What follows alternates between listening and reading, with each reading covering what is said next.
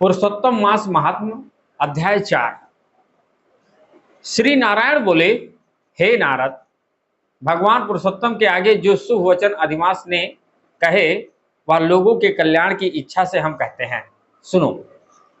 अधिमास बोला, हे नाथ, हे कृपानिधे, हे हरे, मेरे से जो बलवान है उन्होंने यह मलमास है ऐसा कहकर मुझ दीन को अपनी श्रेणी से निकाल दिया है। ऐसे यहाँ आए हुए मेरी आप रक्षा क्यों नहीं करते? अपने स्वामी देवता वाले मासाधिकों द्वारा शुभ कर्म में वर्जित मुझ स्वामी रहित को देखते ही आपकी दयालुता कहाँ चली गई और आज यह कठोरता कैसे आ गई? हे भगवान, कंस रूप अग्नि से जलती हुई वसुदेव की स्त्री देवकी की रक्षा जैसे आपने की, वैसे ही हे दीन वत्सल, कहिए मुझ शरण आए कि आज कैसे रक्षा नहीं करते? पहले द्रुपद राजा की कन्या द्रौपदी की दुशासन के दुख से जैसे आपने रक्षा की, वैसे ही दीन दयाला, कहिए मुझ शरण आए कि आज कैसे रक्षा नहीं करते? यमुना में कालिया नाग के विष से गौ चराने वालों तपस्वियों की आपने जैसे रक्षा की, वैसे हे दीन वत्सल, कहिए मुझ शरण आए कि आज कैसे रक्षा नहीं करते? पशु और पशुओं को पालने वालों एवं पशुपालकों की स्त्रियों की जैसे पहले ब्रज में सरपत के वन में लगी हुई अग्नि से आपने रक्षा की, वैसे हे दीनवत्सल, कहिए मुझ शरण आए कि आज कैसे रक्षा नहीं करते? मगध देश के राजा जरासंध के बंधन से राजाओं की जैसे रक्षा की, वैसे हे दीनवत्सल, कहिए मुझ शरण आए कि आप कैसे रक्षा नहीं करते? आपने ग्रह के मुख से गजराज की झट आकर जैसे रक्षा की, वैसे हे दीनवत्सल, कहिए मुझ शरण आए कि आज कैसे रक्षा नहीं करते? श्री नारायण बोले, इस प्रकार भगवान को कह स्वामी रहित मलमास आंसू बहाता मुख लिए जगतपति के सामने चुपचाप खड़ा रहा। उसको रोते देखते ही भगवान शीघ्र दयाद्र हो गए और पास में खड़े दीनमुख मलमास से बोले, श्रीहरि बोले, हे वत्स, क्यों इस समय अत्यंत दुख में डूबे हुए हो? ऐसा कौन बड़ा भारी दुख तुम्हारे मन में है?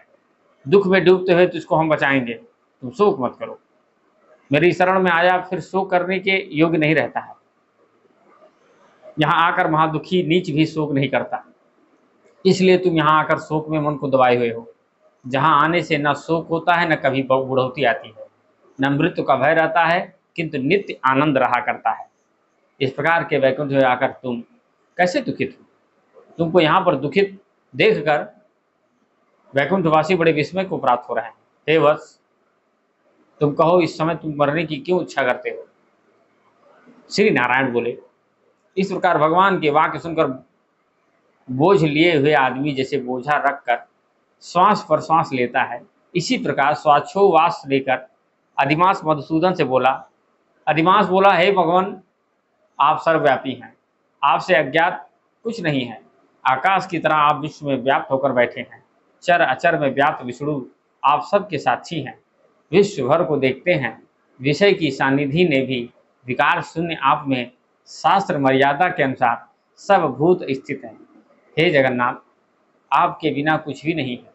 क्या आप मुझ अभागे के कष्ट को नहीं जानते हैं? तथापि हे नाथ, मैं अपनी व्यथा को कहता हूँ। जिस प्रकार मैं दुख जाल से घिरा हुआ हूँ, वैसे दुखित को मैंने न कहीं देखा है और न सुना है। क्षण निमेष मुहूर्त पक्ष मास दिन और रात सब अपने अपने स्वामियों के अधिकारों से सर्वदा बिना भय के प्रसन्न रहते हैं।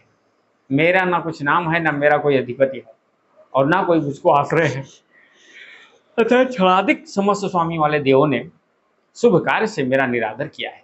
यह मलमास सर्वदा त्याज्य है, अंधा है, गर्त में गिरने वाला है, ऐसा सब कहते हैं। इसी के कारण से मैं मरने की इच्छा करता हूँ। अब जीने की इच्छा नहीं है। निंद जीवन से तो मरना ही उत्तम है। जो सदा जला करता है वह किस तरह सो सकता है?